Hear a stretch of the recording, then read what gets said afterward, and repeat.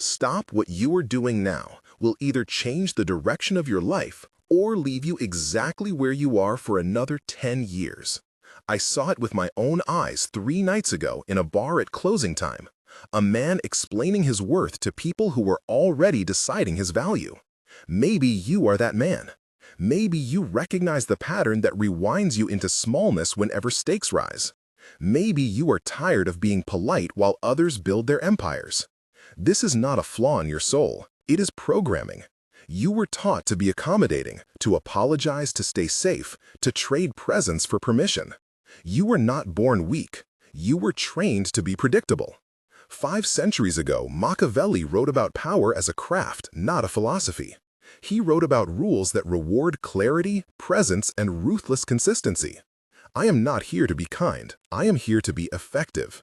In the next minutes, I will give you 8 principles that remap your decisions, rebuild your confidence, turn every setback into leverage, and make your reputation an asset that yields influence and result. Warning: once you see these truths, you cannot pretend ignorance. Decide now whether you will apply them or keep your excuses. If you are ready to start, type in the comments now, "I refuse to be contained." He wakes before the city opens. He learned to move early because the house was noisy at night and silence was scarce. As a child, he watched his mother clean other apartments and bring home small victories that never paid rent on pride. As a teenager, he learned to translate anger into steady observation because anger meant fights he could not afford. In modern years, he trained at a local gym under Coach Reyes, who taught him stance and breathing, and he read whatever strategy he could find in used bookshops where Marcus sold old politics books.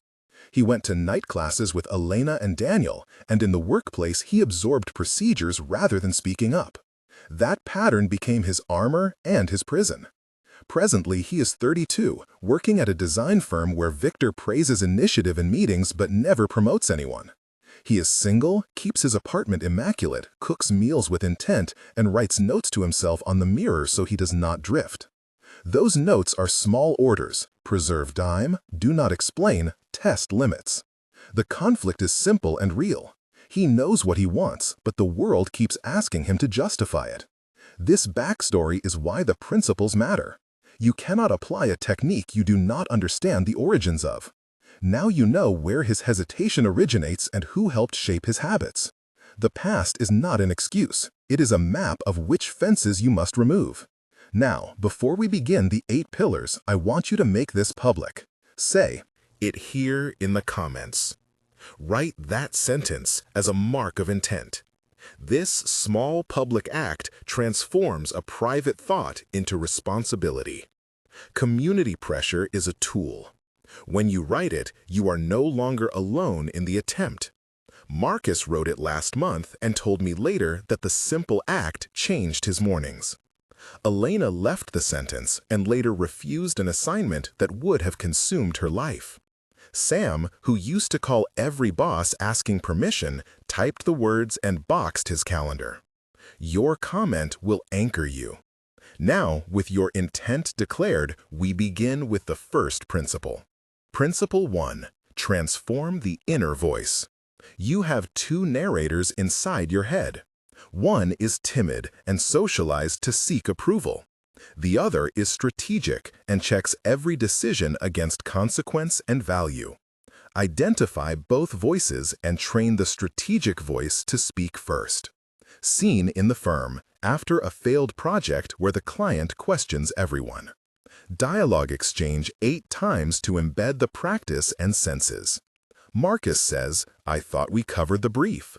You feel the stale coffee on your tongue and the fluorescent light vibrating above. Daniel says, "The client is upset." You sense the plastic of your chair pressing into your thigh, the slight tremor in your hands. You reply, "We will fix the outcome." Victor leans forward and the wood of the table is cool under his palm. Elena whispers, "What will you say?" You inhale and taste metal. Remember Coach Reyes telling you to breathe into the diaphragm. You answer, "I will own the solution and the timeline." Daniel asks, "Will you take the lead?" You feel the smell of rain from outside mixing with the paper scent in the room. You nod yes. Marcus says, if you lead, we follow. The exchanges teach selection of tone and boundary, 5 sensory anchors in the scene. Sight of the rain-smeared window, sound of keys tapping later, smell of coffee, touch of cool table, taste of coffee lingering. The tactical step is simple. Before you reply aloud, count consequences in your head and let the strategic voice speak. Choose one sentence that sets the frame and end the explanation game. Do not elaborate. Demonstrate direction. Influence grows when you stop negotiating your value. Principle 2. Build a fortress mind. Treat your mind as a citadel with gates and sentries. The gate is what notices suggestions, and the sentries are your checks for manipulation. Practice 3 rituals: morning clarity, midday audit, evening inventory. In a dialogue practice with Jenna and Nora at the gym, we expand the exchange 8 times and layer 5 sensory details. Jenna says, "How do you stay calm?" You feel the leather of the bench under your palm and smell chalk and rubber. Nora laughs and the echo hits the concrete wall. You answer, "I script my non-negotiables first." Jenna asks, "What are they?" You hear the clink of weights and taste salt from You enumerate aloud my schedule, my no-explain rule, and my recovery time. Nora asks who enforces them.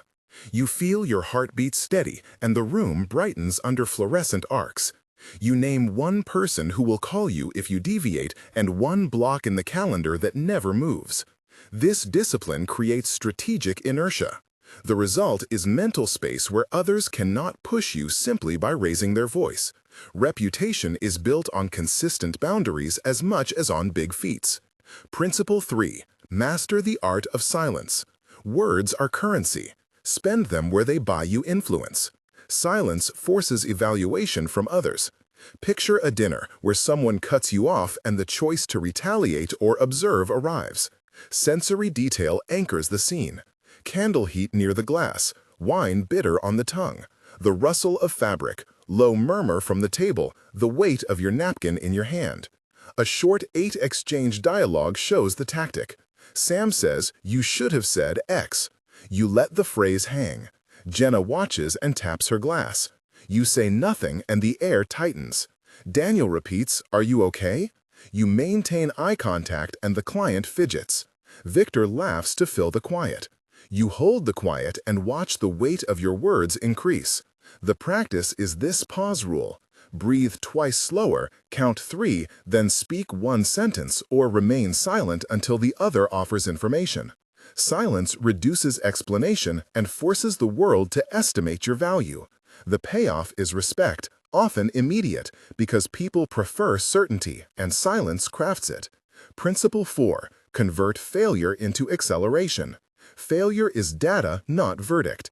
You will be struck and you will rise if you translate what happened into a new plan. Extended mini-scene with tension, witness, and dialogue expanded to 9 exchanges and 5 sensory cues. The project collapsed. The office smelled like burnt toast from a microwave lunch. The screen glare gave you a headache. Chairs scraped. Laughter cut through. A cold draft from the vent landed on the back of your neck. Elena says, "It is ruined." Marcus says, "We lost the client." Daniel says, "What do we do now?" You say, "We collect facts." Victor says, "Facts do not make dinner." You reply, "Facts make the pivot." Jenna asks, "Who leads the pitch reset?" You hold their gaze and the room senses a shift. Sam says, "I will assemble the report." Nora says, "I will call the partner list." Coach Reyes offers a metaphor about sparring and endurance. The decision is immediate. You produce a contingency plan, assign roles, and set a visible deadline. Failure stops mattering when action creates new perception. The transformation from blamed to respected happens because you converted emotion into measurable steps. That is the fuel for reputation and the seed of excellence. Moment of tension 1, the memory that forces a choice.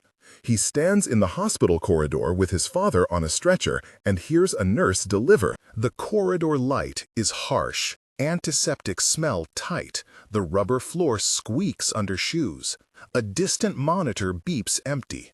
The nurse looks at him expecting apology for a delay. The programmed voice in his throat wants to say sorry. For 5 seconds, he remembers every time he swallowed his truth to keep peace. He decides not to apologize for being present, not to accept responsibility he does not owe. He places a hand on the gurney, steady and warm, and instructs the team with a calm voice. That choice rewires his templates for conflict. The consequence is small and precise. Respect gained from staff who see clarity in crisis. The cost is that some people will call it cold. The result is that he practices authority under pressure and learns the taste of control. Principle 5. Silence critics with excellence. The best rebuttal to naysayers is visible competence, relentless and repeatable. Build projects with measurable milestones and public-facing updates. In a long dialogue rehearsal with Victor and Jenna, we create 8 exchanges and 5 sensory cues. Victor sneers, "Are you sure you can pull this?" You hear the tile underfoot, smell the office lunch, taste adrenaline, feel palms dry, sense the fluorescent hum. Jenna asks, "How will you prove it?" You present a timeline, expected metrics, and a contingency line. Victor says, "That is optimistic." You smile, say, "Results will speak," and then you deliver, because excellence silences dispute. The tactic is to make your results unavoidable. Leave critics nothing to debate besides whether to follow your lead. Moment of tension 2. A betrayal at work where a colleague took credit. He sees his name omitted from a slide. The projector light washes faces. The coffee is bitter in his mouth. His throat tightens. He remembers sleepless nights coding after hours, the hum of the laptop fan. In a sequence of 6 exchanges, he confronts the colleague in private rather than explode publicly. He states facts, names contributions, asks for restoration in the next meeting. The colleague offers excuses. He refuses to trade his dignity for drama. He secures a quick correction and a follow-up email that documents contributions. The immediate victory is small, but the long-term message is loud. Reputation responds to calm enforcement of boundaries more than to online outbursts. Principle 6. Control your reputation as a strategic asset. Reputation is a ledger of expectations. Manage entry points to your life and limit who can comment on your work. Be intentional about what you publish, who you meet, and where you show up. Practice presence in a few rooms rather than attendance in many. In a scene at a conference with Sam and Nora and a journalist named Jenna, we include 8 exchanges and sensory detail. The lobby smells of printed programs, the elevator chime rings distant, and the suit fabric scratches. Sam asks, "Should we network with everyone?" You taste bitter coffee and say, "Pick 3 people who matter."